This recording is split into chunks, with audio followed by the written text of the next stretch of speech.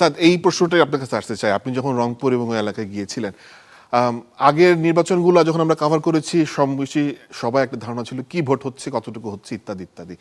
এখন আবার নতুন প্রশ্ন হচ্ছে ভাই নির্বাচন কি হবে কিনা। তখন যখন অনেকগুলো দল ছিল না তখন একরকম আশঙ্কা ছিল, শঙ্কা ছিল। এখন যখন অনেকগুলো দল আছে তারপরেও আশঙ্কা আছে মানুষের মনে। মানুষের মনে এই ধরনের আশঙ্কা কেন তৈরি হয়েছে? অতীতের কারণে, নাকি এখন বেশি দল, অনেক বেশি প্রতিশ্রুতি, মানুষ দিশেহারা, কাকে ভোট দিব কাকে ভোট দিব না?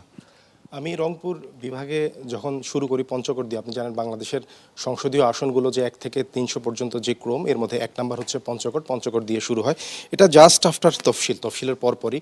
এখন নির্বাচন নিয়ে, ভোট হওয়া নিয়ে মানুষের মধ্যে মনে যে ধরনের ধারণা, না ঠিক আছে এখন পর্যন্ত মোটামুটি এভরিথিং অলরাইট, নির্বাচনটা হয়ে যাবে, তখন পরিস্থিতিটা এরকম ছিল না। তখনও কিন্তু প্রতীক বরাদ্দ হয় না, এবং যেই জোটের সমীকরণ, কথাবার্তা চলছে, আলাপ আলোচনা চলছে কে কোন জোটে যাবে। এখনকার যারা আমাদের গেস্ট থাকে গত কয়েকটি পর্ব জুড়ে আমরা দেখেছি, কিন্তু তখন কিন্তু বিষয়টা এরকম ছিল না। তখন আমাদের এনসিপি থেকে আলাদা প্রতিনিধি থাকতেন, জামায়াত থেকে থাকতেন, বিএনপি থেকে থাকতেন।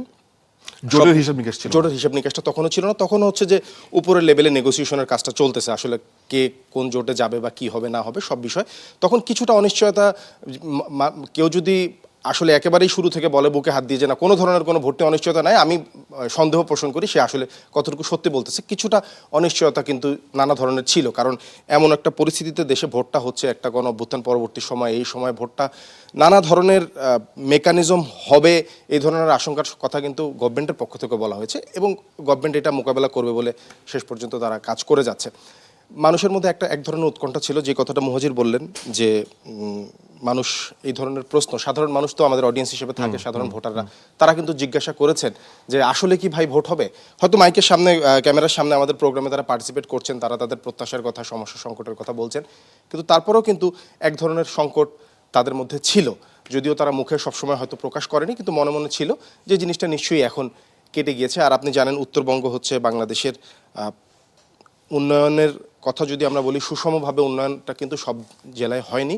সবচেয়ে কম উন্নয়ন কিন্তু আমরা দেখে থাকি উত্তরবঙ্গে। উত্তরবঙ্গের মানুষের বিশেষ কিছু চাহিদা আছে।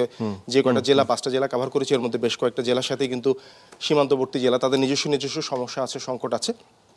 সেই বিষয়গুলো তারা তাদের জনপ্রতিনিধি যারা সম্ভাব্য, তখন যারা অংশগ্রহণ করেছে আমাদের প্রোগ্রামে, তারা যারা এসেছেন, তাদের কাছে কিন্তু ওই বিষয়গুলো সুস্পষ্ট জিজ্ঞাসা করেছে, জানতে চেয়েছেন যে আসলে সেই সমস্যার সমাধানে তাদের কী কী রূপরেখা আছে, কী কী ম্যাজিক তারা নিয়ে আসতে চাচ্ছেন আগামী নির্বাচনে।